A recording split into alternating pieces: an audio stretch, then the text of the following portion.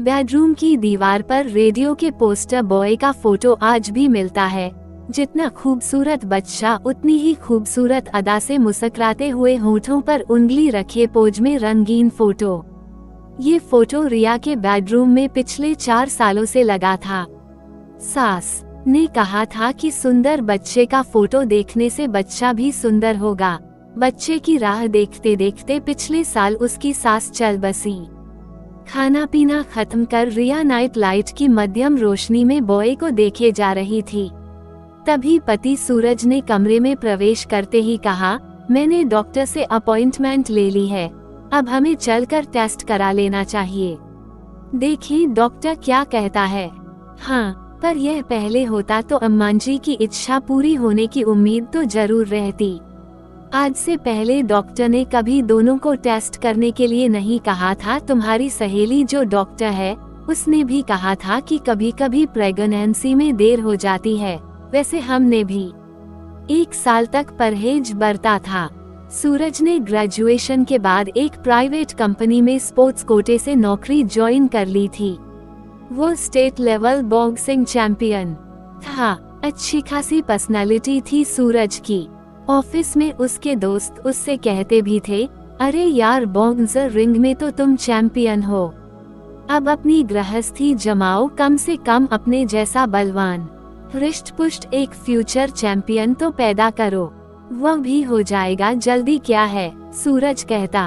अब शादी के 5 साल बाद रिया और सूरज दोनों ने डॉक्टर से इस विषय पर सलाह लेने की जरूरत महसूस की। डॉक्टर ने दोनों के कुछ टेस्ट किए और फिर 2 दिनों के बाद जब वे मिलने गए तो डॉक्टर बोला, आपकी रिपोर्ट्स तैयार हैं। रिया की रिपोर्ट्स नॉर्मल हैं, उनमें मां बनने के सभी लक्षण हैं। पर क्या डॉक्टर? रिया ने बीच में डॉक्टर की बात काट कर पूछा। आई एम सॉरी, बट मुझे कहना ही होगा कि सूरज पिता बनने के योग्य नहीं है। कुछ पल डॉक्टर के कैबिन में सन्नाटा रहा। फिर रिया ने कहा, पर डॉक्टर आजकल मेडिकल साइंस इतनी तरक्की कर चुकी है, कोई मेडिसिन या उपाय तो होगा। हाँ है, क्यों नहीं, आईवीएफ तकनीक से आप मां बन सकती हैं। आजकल ये बहुत ही आसान हो गया है। किसी सक्षम पुरुष के शुक्राणु का इस्तेमाल कर आप बच्चे को जन्म दे सकती हैं। डॉक्टर, इसके अलावा और कोई उपाय नहीं है? सॉरी, इसके अलावा एक ही उपाय बचता है, आप किसी बच्चे को गोद ले लें। आप लोग ठीक से विचार करके बता दें, मैं थोड़ी देर में आता हूँ। अगर आप कुछ और समय चाहते हैं तो आप अपनी सुविधा से अपना फैसला ले सकते हैं। रिया और सूरज दोनों ने कुछ देर तक डॉक्टर के क्लिनिक में बैठे बैठे विचार किया कि अब और देर करने से कोई लाभ नहीं होगा और बच्चा आईवीएफ तकनीक से ही होगा। रिया ने मन में सोचा कि इससे उसे मातृत्व का अनुभव भी होगा। फिर दोनों ने डॉक्टर को अपना फैसला बताया। डॉक्टर बोला, वेरी गुड, आपके कुछ और टेस्ट होंगे। मेरे क्लिनिक में कुछ डोनर्स के सैंपल्स हैं, देखकर 1-2 दिन में आपको खबर दूंगा। कोई बड़ा प्रोसेस नहीं है, जल्द ही आपका काम हो जाएगा। 1 सप्ताह के अंदर ही रिया आईवीएफ तकनीक की देन से गर्भवती हुई। डॉक्टर ने रिया को नियमित चेकअप कराते रहने को कहा। कुछ दिनों के बाद जब सूरज ने बड़ी शान से ऑफिस में दोस्तों से कहा कि वह पिता बनने वाला है, तो एक दोस्त ने कहा, आखिर हमारे चैंपियन ने बाजी मार ली, अब तुम्हें हम लोगों का मुंह मीठा कराना होगा। दोस्तों के कहने पर ऑफिस की कैंटीन में ही उन्हें मिठाई खिलाई। दोस्तों ने उससे कहा, इस छोटी मोटी पार्टी से तुम बचने वाले नहीं हो, हम लोगों को सपरिवार पार्टी देनी होगी। ठीक है, वह भी होगी। करीब 4 महीने बाद डॉक्टर ने रिया से कहा, आपके बच्चे की ग्रोथ बिल्कुल ठीक है, अब आप निश्चिंत रहें, आपका बच्चा स्वस्थ और हृष्ट पुष्ट होगा। इस खुशी में उस दिन रात सूरज ने अपने घर पर दोस्तों को सपरिवार आमंत्रित किया। रिया भी घर पर पार्टी की तैयारी में लगी थी। उसी समय कॉल बेल बजी। उसने दरवाजा खोला तो एक आदमी बाहर खड़ा था। वह बोला, नमस्ते मैडम, मैंने आपको पहचाना नहीं, पर लगता है पहले कहीं देखा है। अच्छा बोलिए, क्या काम है? अभी साहब घर पर नहीं है। कोई बात नहीं है, मुझे सिर्फ आप ही से काम है। मुझसे मुझसे भला क्या काम हो सकता है आपको? मैडम, आपके पेट में जो बच्चा है वो मेरा है। क्या बकवास कर रहे हो? गेट लॉस्ट, बोलकर रिया दरवाजा बंद करने लगी। उस आदमी ने हाथ से दरवाजा पकड़कर कहा, अब मेरी बात ध्यान से सुनिए वरना बाद में शर्मिंदगी होगी और पछताना पड़ेगा। सूरज बहुत शान से पार्टी दे रहा है बाप बनने की खुशी में। मैं पार्टी के बीच में ही आकर सबको बताऊंगा कि यह बच्चा सूरज का नहीं, मेरा है। उसकी सारी मर्दानगी की हवा निकाल दूंगा मैं। रिया और सूरज दोनों ने आईवीएफ की बात छिपा रखी थी और अभी तक सभी से बता रखा था कि यह बच्चा उनका अपना है। वो डर गई और फिर बोली, आखिर तुम क्या चाहते हो? हमें परेशान करके तुम्हें क्या मिलेगा? मुझे और कुछ नहीं चाहिए, सिर्फ 2 लाख दे दीजिए, मैं अपनी जबान बंद रखूंगा। इतनी बड़ी रकम हम लोग तुम्हें नहीं दे सकते हैं।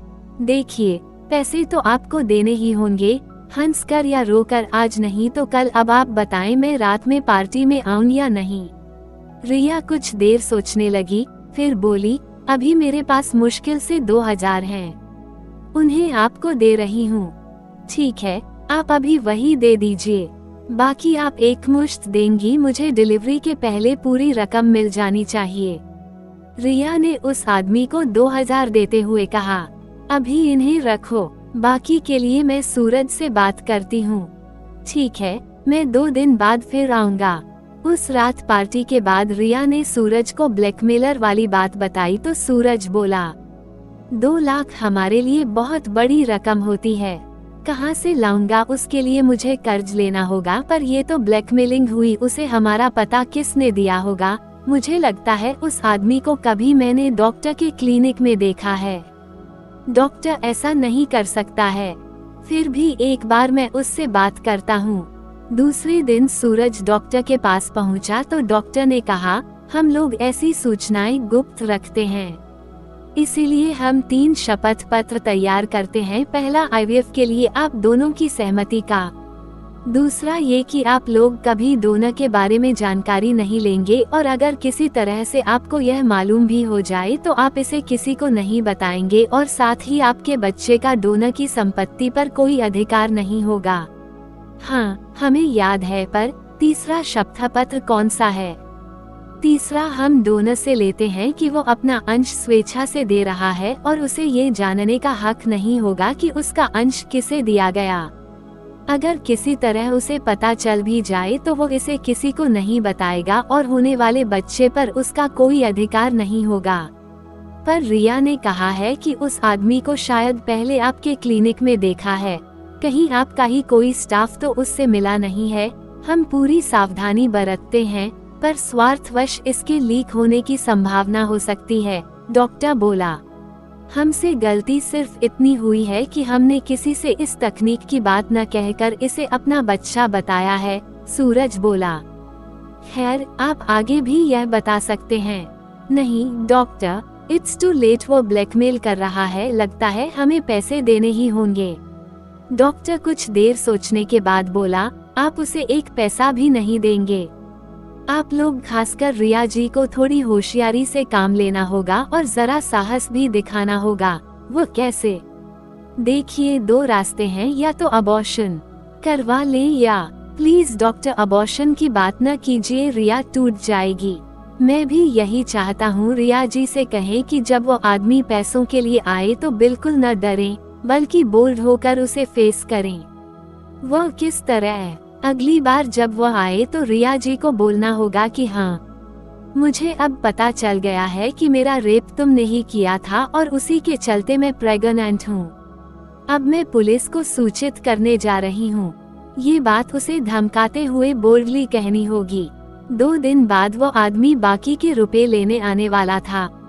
रिया ने उस दिन सूरज को छुट्टी लेने को कहा क्योंकि उसे डर था कहीं वो आदमी उस पर हमला न कर बैठे।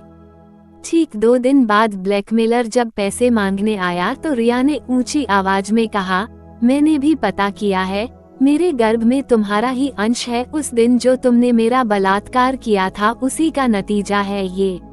बलात्कार के दिन तुमने नकाब से चेहरा ढक रखा था, मैं पहचान नहीं सकी थी, पर आज तुम स्वयं चलकर मेरे सामने आए हो, इससे अच्छी बात और क्या हो सकती है। मैंने उस दिन रुपए देने से पहले सेल फोन से तुम्हारा फोटो भी खींच रखा है। अब आसानी से पुलिस तुम्हें पकड़ सकती है। पासा पलटते देख वो आदमी गिड़गिड़ाने लगा और बोला, मैडम आप ऐसा न करें, मैं जेल चला जाऊंगा, मैं भी बाल बच्चेदार आदमी हूँ। फिर तुम मेहनत कर क्यों नहीं कमाते हो, चलो मेरे 2000 वापस करो। वह आदमी अपनी जेब से 500 का एक नोट रिया को देते हुए बोला, मैडम अभी मेरे पास इतने ही हैं, इन्हें रख लो, बाकी मैं जल्द ही लौटा दूंगा। रिया ने नोट उसे लौटाते हुए कहा, इससे अपने बच्चों के लिए खिलौने और मिठाई मेरी तरफ से दे देना। बेहतर होगा कि तुम आगे से इस तरह के गलत काम न करने का वादा करो।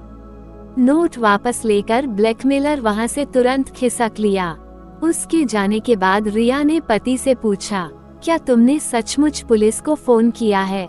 नहीं, एक झूठ रेप का तुमने कहा और दूसरा झूठ मैंने कहा। चलो बला टल गई और फिर दोनों जोर से हंस पड़े।